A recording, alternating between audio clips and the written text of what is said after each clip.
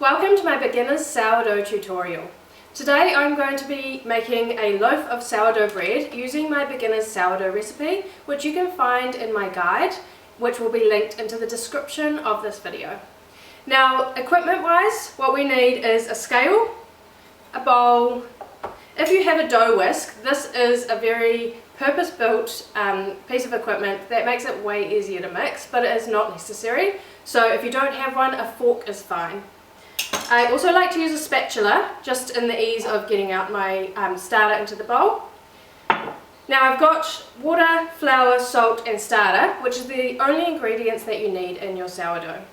The water today I'm using is at 34 degrees because I would like my sourdough bread to ferment quickly.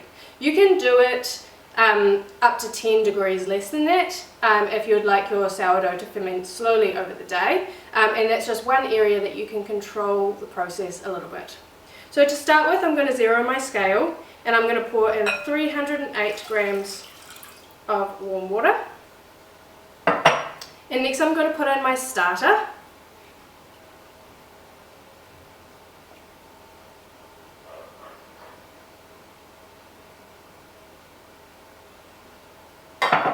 Now we're going to whisk this up until it is a milky coloured water.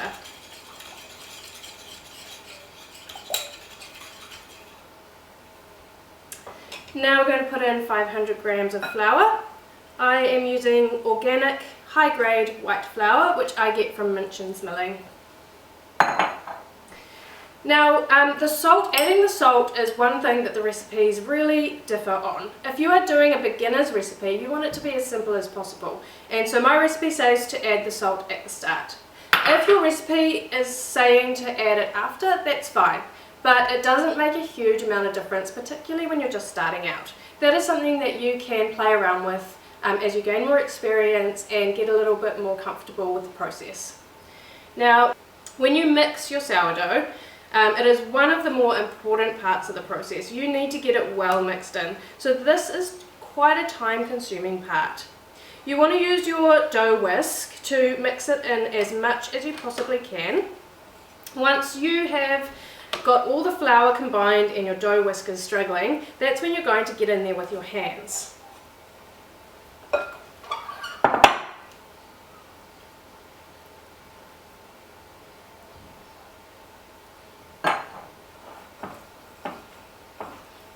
Now I'm just squeezing my dough here and turning it round, squeezing, turning it round until it is all the same consistency. You'll probably find that you have little bumps and lumps of flour that's not combined, and you need to really work these through until your dough is less sticky.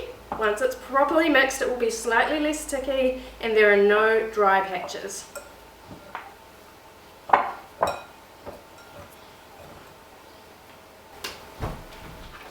Alright, that is looking pretty good, and I'm going to pop that in there and put on my little food cover, and that is going to sit to autolyse for 30 to 45 minutes.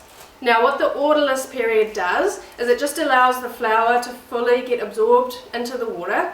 The dough just becomes a little bit smoother, a little bit more consistent. It's all just part of the process of allowing that gluten to start developing, and then we will come back and do our Rubaud mixing next. Okay, now this dough has sat for 30 minutes and we are about to do some more mixing on it. I'm going to use the Rubaud method. Now basically the idea of this next set of mixing is that you are just working the dough to really strengthen the gluten bonds and just get the fermentation process started. This piece here, if you don't do it, will probably show in your final result. This is all working towards your final rise and getting a nice interior crumb in your loaf, so it is really important. Now with the Rubaud method, you are scooping the dough under, lifting it up and kind of plopping it back down and turning the bowl and doing the same thing. As you do this, your dough will just become slightly smoother, and it'll become a ball and it will just look a little bit more like dough than the messy, shaggy ball that it was. Now you can speed it up.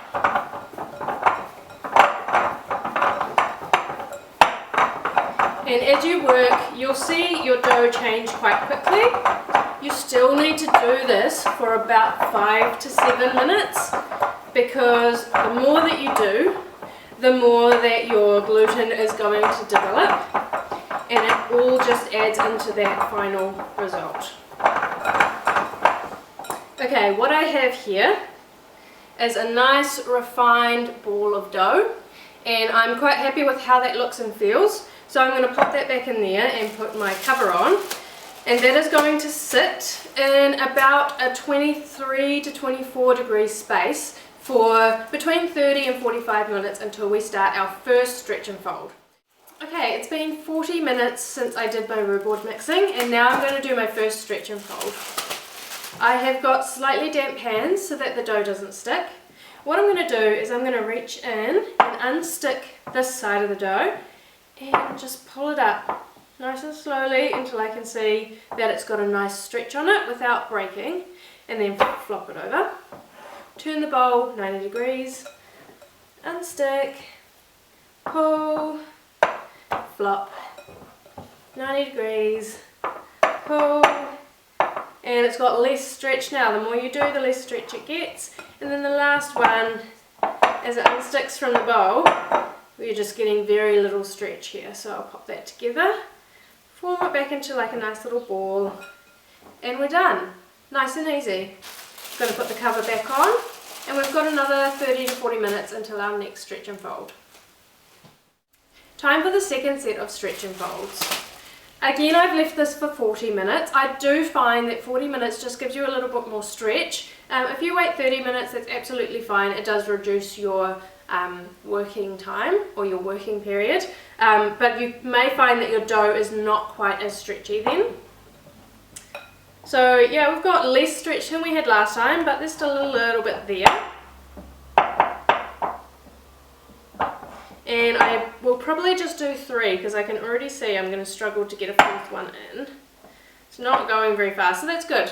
You will find every time you do your stretch and folds that your dough looks and feels a little bit different, as it's just starting to ferment. The gluten is starting to form those bonds nice and strong. And by the time we come to do our coil folds, I'm going to wait probably about 50 minutes. So I'm going to give it that longer period just to make sure the dough is nice and stretchy to show you a really good coil fold. So I will see you in about 50 minutes.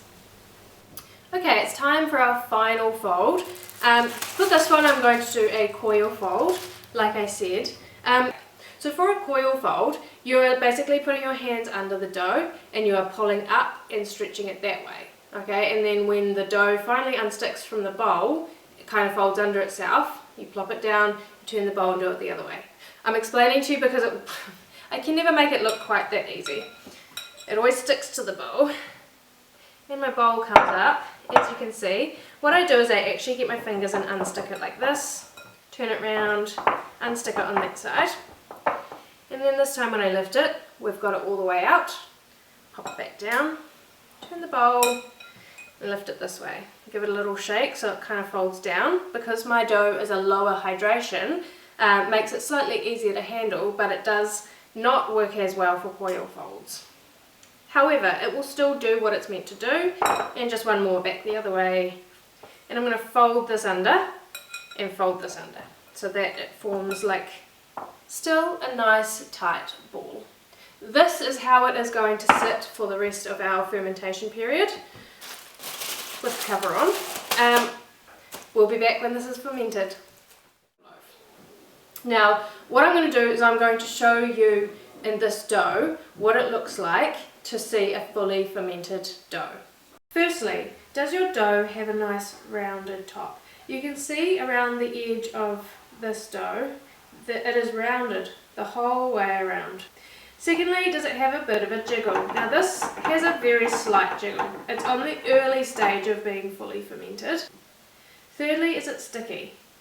We have no stick on this dough, definitely done. Does it have any air bubbles? Now this here is a nice big air bubble under the surface, and you can actually pick it up and see the air bubbles. Look at that big one there around the side. It's quite good if you have a glass jar to see that. Indentations will bounce back when you push. Now they don't want to bounce back too quickly. You can see they bounce back fairly slowly, but they don't fully come back. So we're definitely fermented there. And the last thing, which people definitely differ on, is whether it pulls away from the bowl or not. Now mine never does. That is not pulling away from the bowl. Yet it is fully fermented. We do not have to have all of the signs of bowl fermentation to know that we are done. We've got the rounded top, a little jiggle, it's not sticky, we've got the air bubbles, and we've got the indentations bouncing back slowly. So I feel like this dough is definitely fermented. Now we're going to pull the dough out of the bowl and we're going to shape it. What you need for the shaping is a dough scraper and you need some rice flour. There are two stages to shaping. The first stage is your pre-shape. Now the pre-shape, it just creates surface tension on the dough, puts it on the bench in a nice ball and just lets it sit for a minute for the dough to relax, and that really sets you up for a good final shape. So the pre-shape is really important. Once it's set for a bit, then we do the final shape where we pull it into its final shape, give it even more surface tension and put it into the Benetton. And that is how it will stay for the next 12 to 16 hours before you bake it. The cold ferment in the fridge is optional on different recipes, but I would definitely say that it is a really important part of the process.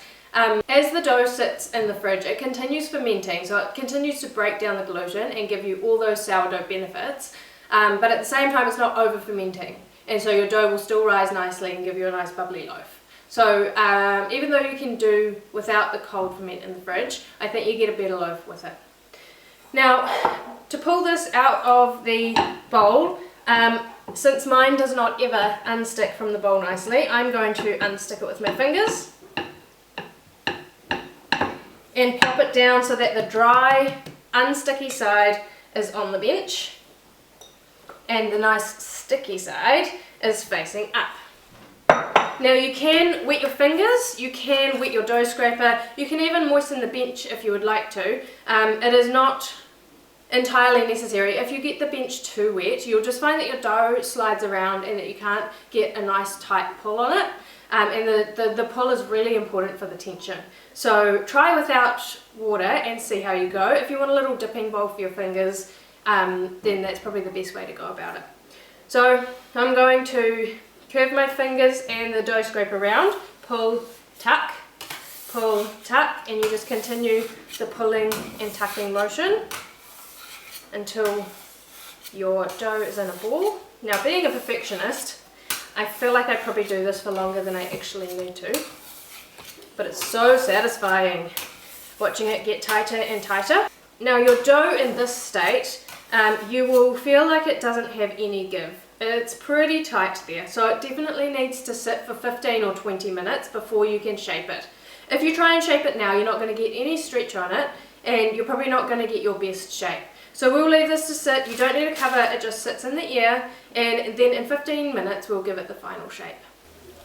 Okay, now this dough has sat here for a short period of time, 15 minutes. I am going to show you how to shape it. You will need a Benetton, either oval or circle. Today, because I am baking in a circle Dutch oven, I am going to use a circle Benetton. And you will need your rice flour. Now, the first thing you're going to do is sprinkle just a small amount of rice flour on the bench. And that's actually all the rice flour that you'll need. Using your dough scraper in your hands, pick up your dough, turn it upside down onto the rice flour. Now this part here is still going to be sticky, even though the underside would have been a little bit drier.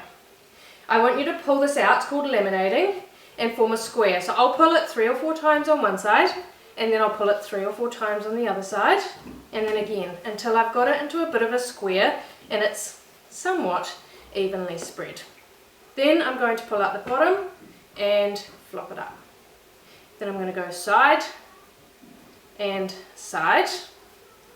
And you could roll it over here, but given that I like a really nice big oven spring, I'm going to pull it up and over, and I'm going to just stitch up the sides. So I'll stitch up the top, and I do a couple of stitches in the middle and a couple of stitches on the side. Now if you've left this on your bench for like 30 or 40 minutes, you'll find that it does stretch further. The longer you leave it, the more it relaxes. Now I've rolled this up nice and tight, squeeze the edges, and right here you have an oval loaf. If you are going to be doing an oval loaf in an oval Benetton and maybe open baking it, that's your loaf done. With a round loaf, I'm just going to do some simple tuck and pulls. You want to be away from the rice flour because that's just going to cause it to slide. Tuck and pulls all the way around. You do want to get it nice and tight, so don't be scared to really work these until it's a nice tight ball. Then you get your Benetton, flop it in. Now, this is potentially a finished product. What I like to do is then do a little bit more stitching, which you can wait again for another 10-15 minutes and let it relax again. Then it's really going to stretch up and over when you stitch it. Right now I'm just going to pull a couple of bits up towards the center and stitch these down. Now by stitch I mean you're just making sure that the dough is sticking together, and then I'm literally squidging. I'm just squidging the middle. With an oval loaf, it's definitely more of a stitch, like nicely. This you can get a squidge, and you can leave that squidge up there quite nice. Okay, just nice and tall, a bit like a wonton or a dim sum or whatever that is. And then you are going to cover it with your cover again, and that is going to go in the fridge like that for 12 to 16 hours. Voila, most of your hard work is done. Well done. Welcome to Bake Day. This is always the most exciting part of the process, getting to see the results of all our hard work.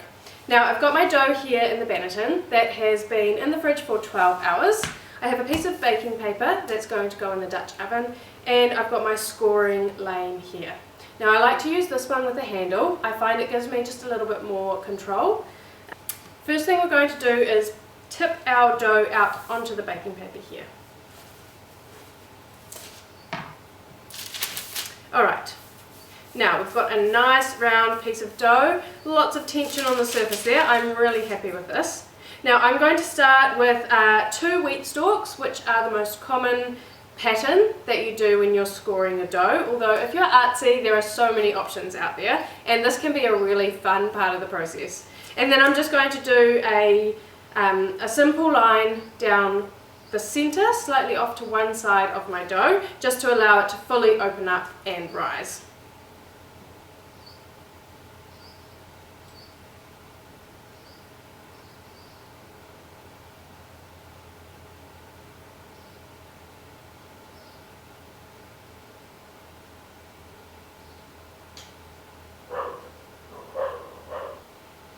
Now when you do your scoring for your simple line, you don't want to go too deep. Nice clean line all the way through the top, and then you're going to go again and you're going to hold your lane on a 45-degree angle sideways, and you're actually just going to slip it under the lip there just to help you create an ear.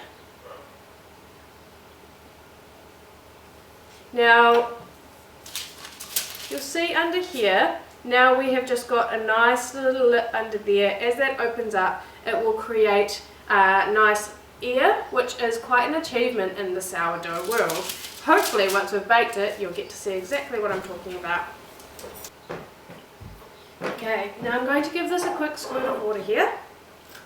That's just going to give it a nice bubbly, crispy crust. The alternative to water is just a dusting of rice flour so that it gets that nice white, it's quite a pretty look. Now this is going to plop right in here. Careful not to touch the sides, and straight into the oven. We're going to do 20 minutes on 250 degrees with the lid on, and then we're going to turn the oven down to 220 degrees and do another 15 to 20 minutes depending on how brown it gets with the lid off, so it can brown up and crisp up. Guys, we're done! Now, the big moment. Let's see what our loaf looks like.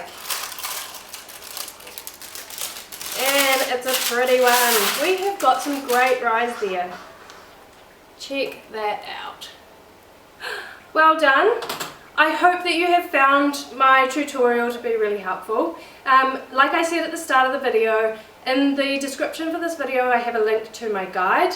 The guides just explain a little bit more about the process. They give very detailed instructions with pictures, and they are supposed to go along with this tutorial to give you a better understanding of sourdough, the process, how it works, how to make an amazing loaf, and then a couple of troubleshooting things as well. I also have a guide to making and maintaining a starter, and obviously the starter is a big part of your bread, and so if you're having any issues with your bread, then that guide might help you to just get your starter into a slightly more healthy state. So that's us. I'm going to go and chop this in an hour when it's cool, and that's going to be my lunch. Yum!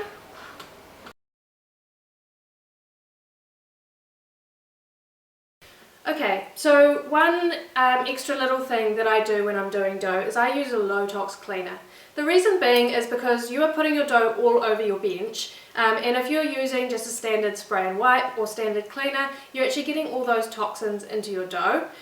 So this is just a personal choice, but I use the Young Living Thieves cleaner, and I also choose to use paper towels instead of a dishcloth because that also holds bacteria. So what I'm going to do is I'm going to give my bench a little spray down and a little wipe, and it just means that I know that my dough is not carrying toxins and it is organic, clean, low tox, and that's just a choice that I make.